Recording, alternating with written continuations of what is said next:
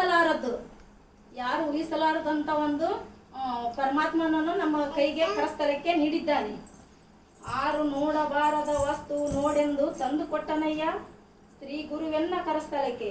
ಯಾರು ನೋಡ್ತಕ್ಕಂಥದ್ದು, ಯಾರು ನಾವು ಶಿವಯೋಗ ಮಾಡ್ತಿರ್ತೀವಿ, ಯಾರು ಬರೋದಿಲ್ಲ, ಯಾರು ನೋಡ್ತಾರ್ರಿ?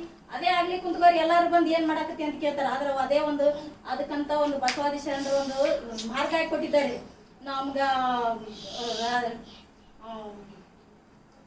ಬೆಳಗ್ಗೆ ಮುಂಜಾನೆ ಮಾಡ್ಕೊಂತೀವಲ್ರಿ ಶಿವಯೋಗ, ತ್ರಾಟಕ ಯೋಗ ಇರ್ಬೋದು, ಈ ರೀತಿ ಗಾಂಧಾರಿ ಮಾಂಧಾರಿ ಸಮಯವನ್ನಂತ ಎದಕ್ ನೀಡಿದ್ದಾರೆ ಶರಣರು. ಆ ಸಮಯದಲ್ಲಿ ಮಾಡ್ಕೋರಿ, ನಿಮ್ಮನ್ನ ಯಾರು ಪ್ರಶ್ನೆ ಮಾಡಲ್ಲ, ಯಾರು ಕೇಳಲ್ಲ, ನೀವು ಪರಮಾತ್ಮನಲ್ಲಿ ಆರಾಮಾಗಿ ಹೋಗ್ಬಹುದು ಅನ್ನೋವಂತ ಮಾರ್ಗವನ್ನು ಹಾಕಿಕೊಟ್ಟಿದ್ದಾರೆ ನಮ್ಗೆ. 6 ಆಡಬಾರದ ವಸ್ತು ಆಡೆಂದು ತಂದು ಕೊಟ್ಟನಯ್ಯ ಶ್ರೀ ಗುರುವೆನ್ನ ಕರಸ್ಥಲಕ್ಕೆ. 6 ಆಡಾರದ ಅಂತಂದ್ರ ಅವು ಇವು ವಚನಗಳನ್ನು ನಾವು ಆಡ್ತಾ ಯಾರು ಆಡಿರಲ್ಲ ಇವನ್ನ. ಈ ಬಾಳ ಅಂದ್ರೆ ಬಸವಾದಿ ಶರಣರು ಗೊತ್ತಿದ್ದವ್ರು ಮಾತ್ರ ಈ ವಚನಗಳನ್ನ ಆಡ್ತಾರೆ. ಆದ್ರೆ ಅವು ಬೇರೆಯವರು ಆಡ್ತಾರೆ, ಆದ್ರೆ ನಮ್ಗೆ ತಿಳಿಲಾರ್ದು ಮಂತ್ರವನ್ನು ಹೇಳ್ತಾ ಇರ್ತಾರೆ. ನಮಗೆ ನಾವು ತಿಳ್ಕೊಳ್ಳೋಂತ ಒಂದು ವಚನಗಳನ್ನ ಆಡ್ತಾ ಕೂಡ್ಬೋದಲ್ಲ ಅನ್ನೋ ಒಂದು ಪರಿಕಲ್ಪನೆಯನ್ನು ಕೊಟ್ಟಿದ್ದಾರೆ ಬಸವಾದಿ ಶರಣರು. ಎನ್ನ ಕರಸ್ಥಲದಲ್ಲಿ ಮೂರ್ತಿಗೊಂಡು ಬೆಳಗುವ ಪರಬ್ರಹ್ಮ, ಎನ್ನ ಕಂಗಳು ತುಂಬಿ ನೋಡಿ ಕೈ ಮುಟ್ಟಿ ಪೂಜಿಸಿ ಜಿಹೆ ತುಂಬಿ ಕೊಂಡಾಡಿ ಮನ ತುಂಬಿ ಅಪ್ಪಿ ಅಗಲದೇ ಇಪ್ಪೆನಯ್ಯ ನಿಮ್ಮ ಖಂಡೇಶ್ವರ. ನೋಡ್ರಿ ಬಸವಾದಿ ಶರಣರು ಎಷ್ಟು ಅದ್ಭುತವಾಗಿ ಹೇಳಿದ್ದಾರೆ. ಎನ್ನ ಕರಸ್ಥಲದಲ್ಲಿ ಮೂರ್ತಿಗೊಂಡು ಬೆಳಗುವ ಪರಬ್ರಹ್ಮವ, ಎನ್ನ ಕಂಗಳು ತುಂಬಿ ನೋಡಿ ನಾವು ಅದನ್ನ ನೋಡ್ತಾ ಕೈ ಮುಟ್ಟಿ ಪೂಜೆ ಮಾಡುವಂತ ಅವಕಾಶಗಳನ್ನು ನಾವು ಎಷ್ಟು ಬೇಕಾದರೂ ಮನ ತುಂಬಿ ಆಡುವಂತ ಅವಕಾಶವನ್ನು ಬಸವಾದಿ ಶರಣರು ನಮ್ಗೆ ಕಲ್ಪಿಸಿಕೊಟ್ಟಿದ್ದಾರೆ. ಈಗ ಲಿಂಗ ಕೆಲವೊಂದು ವಿವಿಧ ಸ್ವರೂಪಗಳಲ್ಲಿ ಲಿಂಗವನ್ನ ಹೇಳ್ತಾ ಇದ್ದಾರೆ ಬಸವಾದಿ ಶರಣರು. ಲಿಂಗಜ ಅಂದ್ರೆ ಇಂದ್ರಿಯ ಮೂಲಕವಾಗಿ ಬಂದ ಜ್ಞಾನ. ಅಂದ್ರ ಇಂದ್ರಿಯ ಅಂತಂದ್ರ ಪಂಚೇಂದ್ರಿಯಗಳು, ಕರ್ಮೇಂದ್ರಿಯಗಳು ಅಂತ ಹೇಳ್ತೇವಲ್ಲ, ಆ ರೀತಿ ಬಂದಂತ ಪ್ರಕೃತಿಯಿಂದ ಬಂದಂತ ಅದರ ಮೂಲಕವಾಗಿ ಬಂದಂತ ಒಂದು ಜ್ಞಾನ. ಲಿಂಗಾಯತ ಲಿಂಗಧಾರಿ, ಲಿಂಗಧರ, ಲಿಂಗವಂತ. ಲಿಂಗಾಯತ ಅಂದ್ರೆ ಲಿಂಗವನ್ನು ಧರಿಸಿಕೊಂಡವನೇ ಲಿಂಗಾಯತ. ಲಿಂಗ ಇಲ್ಲ ಅಂತಂದ್ರೆ ಅದು ಲಿಂಗಾಯತ ಅನಿಸ್ಕೊಳ್ಳೋದಿಲ್ಲ ಅಂತ ಬಸವಾದಿ ಶರಣರ ದೃಷ್ಟಿಕೋನದಲ್ಲಿ. ಲಿಂಗಾಯತ ಅಲ್ಲ ಅಂತ ಒಂದು ಶಬ್ದ ಅದು.